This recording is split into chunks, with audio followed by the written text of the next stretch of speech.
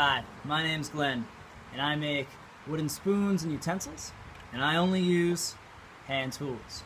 Now, in this video, I'm going to talk about the three main tools you're going to need to make your first spoon, along with some extra tools that'll be pretty useful if you want to make more than just one.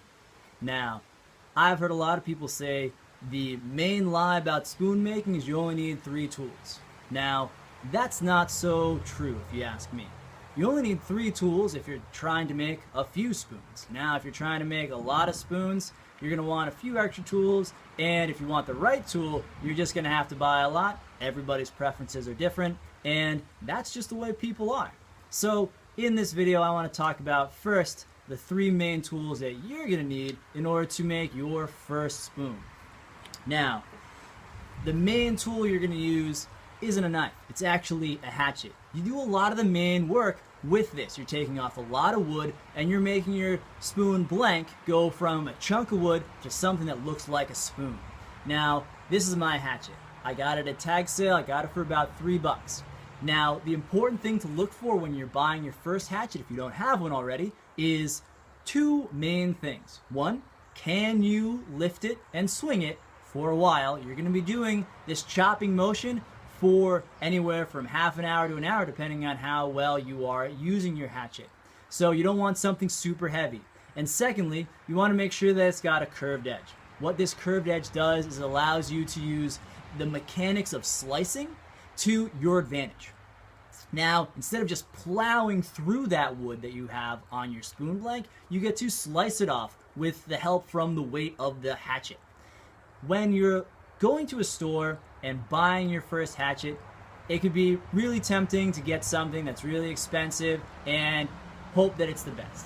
Modern day tools, modern day steel, they're just not the best if you ask me. You can get a $5 hatchet, you can use some sandpaper, you can make a sharp edge, you can use that, you can go to a tag sale, you can get some old tools. I prefer those. One, they're usually cheaper. Two, the steel's usually better. So this hatchet lets me work through a lot of pieces without having to sharpen things. It's also really light, lets me do a lot of work, and I'm really happy with it. Next, you're going to need to get yourself a straight blade. Now, all you need is a hatchet and a straight blade, and you can make a spatula. Perfect gift for anybody on the holidays. If someone's got a birthday, you can just give them a spatula. It's like, hey, look what I made. This was super sweet. And it's not that hard to make on your end. When you're looking for a straight blade, I would prefer the Mora 106, or I would recommend that. And what this knife is it's in the category of what's called a Sloyd knife. And that's a knife that is thin and long and has a point on it usually. So what these knives are really good for is carving into those areas of the spoon that can become challenge points. Like here, like here. What this tip allows you to do is it allows you to curve in through that part of the neck and not have a lot of chatter or bumping against the different grains. Another really important part about these knives is that they have what's called a Scandinavian grind, and that makes them extremely sharp. What a Scandinavian grind is two edges that come to a straight point, bevels. We have those coming right here. There is no secondary bevel. If you go to your average store, get your average knife, it's going to have one bevel, two bevels. What that does is it makes your knife a lot stronger, but it doesn't keep your knife as sharp, and it prevents it from doing that even, because the angles are much different. So if you go to get your average knife, you're going to want to look at that edge. Does it have a secondary bevel? You're going to want to sharpen it a little bit more. Pull those edges back so that your carving can be a little bit easier when you're getting down to making spoons. But if it's your first time, grab whatever knife you have, and if you really like it, then I would say invest in something. However, getting a Mora 106, not the biggest investment in the world. It's about $20 shipped, and it's an amazing knife, and a lot of great spoon carvers use it. The last thing you're going to need when you're making your first spoon is what's called a hook knife. Now, hook knives, they get their name from that shape right there. It is what carves down into that bowl of your spoon. Now, there's going to be a lot of different angles and shapes. Ones like this, one that have this sharpness on there, they can get really deep into a bowl. Now, if it's your first spoon, I would recommend against getting something like this, because it's going to be way too easy to carve this gigantic bowl that you're going to in turn have to like use your tongue like a cat to get the soup out of, or you're just pouring it off into your face anyway. You don't want to have your spoon be a second bowl. And a lot of spoons have a very shallow bowl to them. It's only going down a little bit. So you want to get what's called an open sweep. And that's a little bit more wide open, and it just carves off the bottom, and it gives you this nice, easy spoon bowl shape already. Now, once you have these three tools, then it starts to get a little bit more complicated.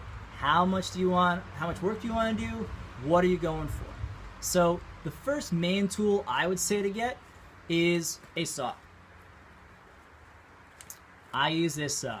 It's simple and easy. You can also resharpen it.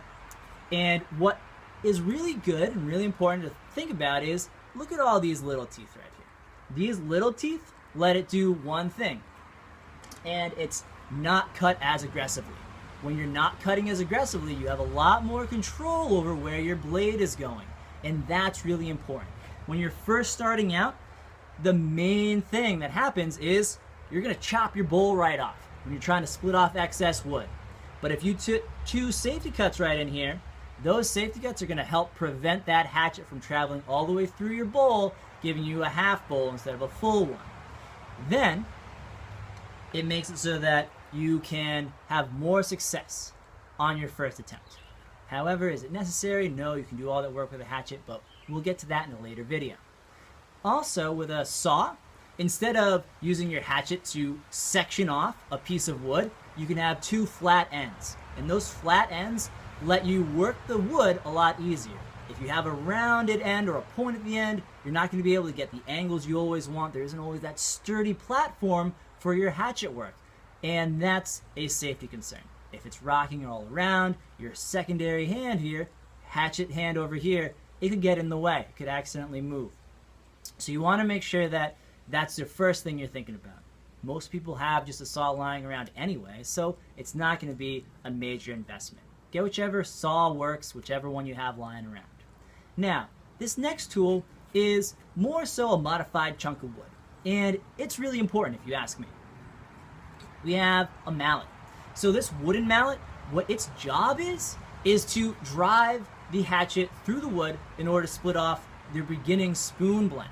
And it's really important to use a wooden mallet. The reason why a wooden mallet's used as opposed to a metal hammer or just a chunk of metal, despite the fact that those two can give a lot of force, you have metal that's hitting really hard, one thing that happens is, before I got this hatchet, this is what happened. You can see a little bit of this mushrooming at the top. Someone was hitting it with a chunk of metal, probably a hammer, there's a few divots in the back, and it drives it through, but it also bows out the back and starts to warp this eye of the hatchet. So my hatchet blade, it becomes a lot looser and it can fly off. Not this one personally, but the more that warps, the less sturdy it becomes, and the more the handle is no longer the proper shape for the eye of the hatchet. So that's why you want to use a piece of wood. It diffuses that energy, and as you can see, any excess energy is going to start to disrupt the wood itself, and that's fine. This is just a piece of wood that you can use. You can use any excess wood, a throwaway piece of wood, and that'll be great for that.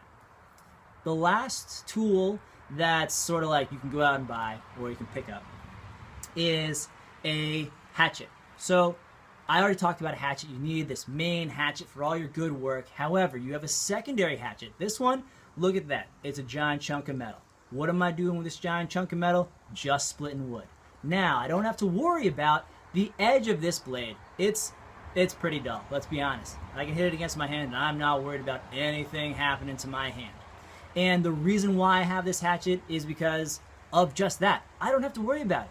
When I hit this into a piece of wood and I get stuck in a knot, I just pound it some more and I get through the knot. When it's stuck on something and I don't really know if I can break through it, I can bring it over to a really hard surface, the floor, the concrete floor, a rock or whatever, and I can bang this against it. So essentially I'm banging that piece of wood, driving this hatchet through there, and if it goes through, it goes through. And that's fine because I don't have a really nice edge on here. I also barely ever sharpen this thing. It can be sharpened, it's probably in line for a sharpening, but it's not 100% necessary, and it makes these hatchets really good for splitting wood.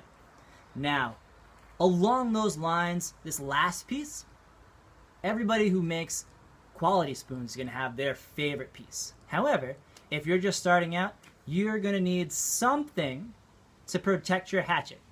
Once again, we don't want to be using our hatchet into cement. We don't want to be using it on rocks. We don't want to be using it on dirt.